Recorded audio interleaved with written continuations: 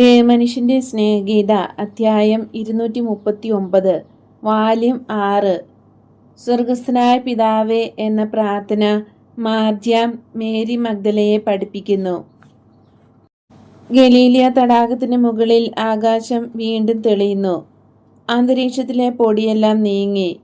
എല്ലാം കൊടുങ്കാറ്റിനു മുമ്പുണ്ടായിരുന്നതിനേക്കാൾ മനോഹരം. ആകാശം കൂടുതൽ ഉയർന്നതും സാന്ദ്രത കുറഞ്ഞതുമായി കാണപ്പെടുന്നു. സ്വർഗത്തിനും ഭൂമിക്കും ഇടയ്ക്കുള്ള അതിനേർമയായ ഒരു വിരിപ്പ് പോലെ ആകാശം കാണപ്പെടുന്നു. അതിൻ്റെ മനോഹരമായ നീലിമ തടാകത്തിൽ പ്രതിബിംബിക്കുന്നുണ്ട്. ജലപ്പരപ്പ് വൈഡൂര്യം പോലെ ശോഭിക്കുന്നു. പ്രഭാതം വിടരുന്നതേയുള്ളൂ. ഈശോയും അമ്മയും മാർത്തായും മേരിയും കൂടെ പത്രോസിന്റെ വള്ളത്തിൽ കയറി. പത്രോസും ആൻഡ്രുവും തീഷ്ണൻ, ഫിലിപ്പ്, ബർത്തലോമ്യോ എന്നിവരും കൂടെയുണ്ട്. മാത്യു, തോമസ്, ഈശോയുടെ സഹോദരന്മാർ, കറിയോത്തുകാരൻ എന്നിവർ ജെയിംസിൻ്റെയും ജോണിൻ്റെയും കൂടെ വേറൊരു വള്ളത്തിൽ കയറി. അവർ ബെത്സൈദയിലേക്ക് പോകുകയാണ്. കാറ്റ് അനുകൂലം. യാത്ര ഏതാനും മിനിറ്റുകൾ മാത്രമേ നീളുന്നുള്ളൂ. കരയ്ക്കടുക്കാറായപ്പോൾ ഈശോ ബർത്തലോമ്യോയോടും അയാളുടെ പിരിയാത്ത കൂട്ടുകാരൻ ഫിലിപ്പിനോടും പറയുന്നു, നിങ്ങൾ പോയി നിങ്ങളുടെ സ്ത്രീകളെ അറിയിക്കുക, ഇന്ന് ഞാൻ നിങ്ങളുടെ വീടുകളിലേക്ക് വരുന്നുണ്ട്. അർത്ഥവത്തായി അവരെ സൂക്ഷിച്ചു നോക്കുകയും ചെയ്യുന്നു. ഗുരുവേ, ഞങ്ങൾ പോകുകയാണ്.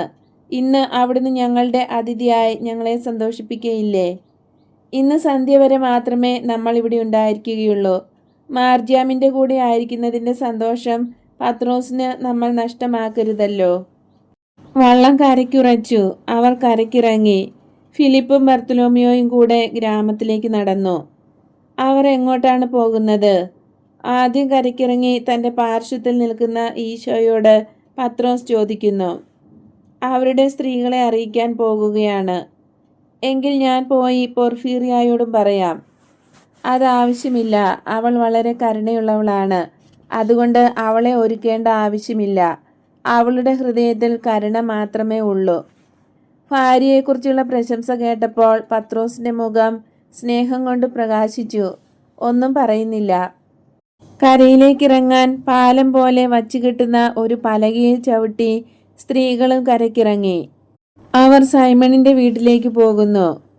ബെത്സൈദ കുന്നിൻ ചെരുവുകളിൽ ആടുകളെ മേയ്ക്കാൻ കൊണ്ടുപോകുന്ന മാർജ്യാം അവരെ കണ്ട് സന്തോഷത്താൽ കൂവിക്കൊണ്ട് ഈശോയുടെ അടുത്തേക്ക് ഒറ്റയോട്ടം. അവനെ ചുംബിക്കാൻ കുനിഞ്ഞ ഈശോയെ കെട്ടിപ്പിടിച്ച് ചുംബിക്കുന്നു. പിന്നെ അവൻ പത്രോസിന്റെ പക്കലേക്ക് പോകുന്നു.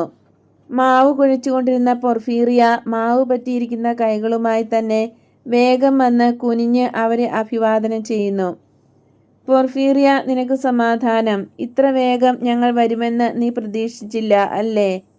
എൻ്റെ അമ്മയെ നിന്റെ അടുക്കിലേക്ക് കൊണ്ടുവരണമെന്ന് എനിക്ക് ആഗ്രഹമുണ്ടായിരുന്നു. 2 ശിഷ്യകളും എൻ്റെ സമാധാനവും കൂടെയുണ്ട്. ബാലനെ കാണാൻ അമ്മയും ആഗ്രഹിച്ചു. അതാ അവളുടെ കരങ്ങളിലുണ്ടവൻ. എൻ്റെ ശിഷ്യകളും നിന്നെ കാണാൻ ആഗ്രഹിച്ചു.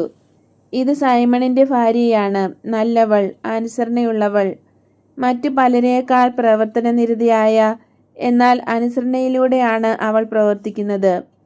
ഇവർ ബെഥനിയിലെ മർത്തായും മേരിയുമാണ്. നിങ്ങൾ പരസ്പരം സ്നേഹിക്കൂ.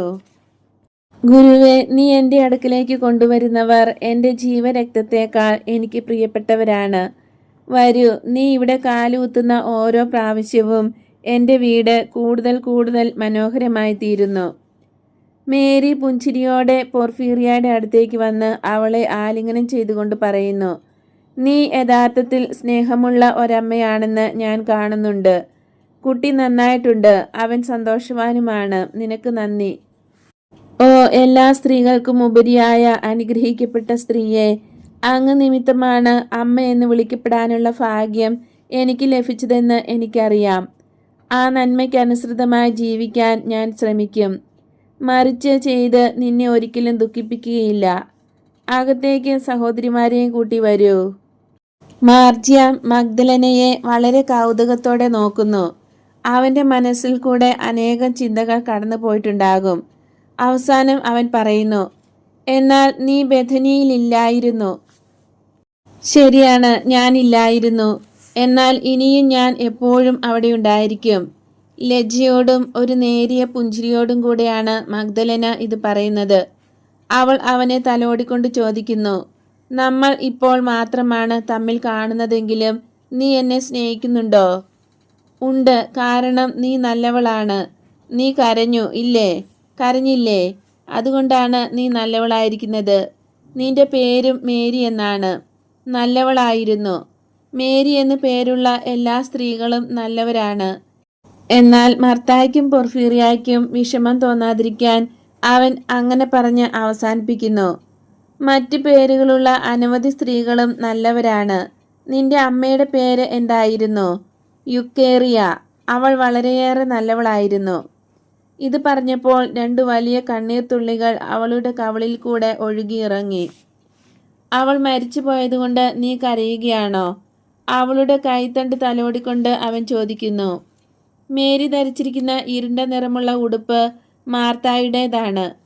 അടിയിലത്തെ പടി അഴിച്ചിട്ടിട്ടാണ് ഇറക്കം പാകമാക്കിയിരിക്കുന്നത്. മേരി അവളുടെ കൈകൾ കുരിശാകൃതിയിൽ മടിയിൽ വച്ചാണ് ഇരിപ്പ്. അവൻ തുടർന്ന് പറയുന്നു, നീ കരയരുത്. നമ്മൾ ഒറ്റയ്ക്കല്ലെന്ന് നിനക്കറിയാം. നമ്മുടെ അമ്മമാർ എപ്പോഴും നമ്മോട് കൂടെയുണ്ട്. ഈശോ അങ്ങനെയാണ് പറയുന്നത്. അവർ കാവൽ മാലാഖമാരെ പോലെയാണ്. ഈശോ അങ്ങനെയാ പറയുന്നത്. നമ്മൾ നല്ലവരാണെങ്കിൽ നമ്മുടെ മരണസമയത്ത് നമ്മുടെ അമ്മമാർ നമ്മുടെ അടുത്ത് വരും. നമ്മുടെ അമ്മയുടെ കൈകളിലിരുന്നായിരിക്കും നമ്മൾ ദൈവത്തിൻ്റെ പക്കലേക്ക് പോകുക. ഇത് സത്യമാ കേട്ടോ. ഗുരു അങ്ങനെയാ പറഞ്ഞത്. മേരി മഗ്ദലന അവളെ ആശ്വസിപ്പിക്കാൻ ശ്രമിക്കുന്നു.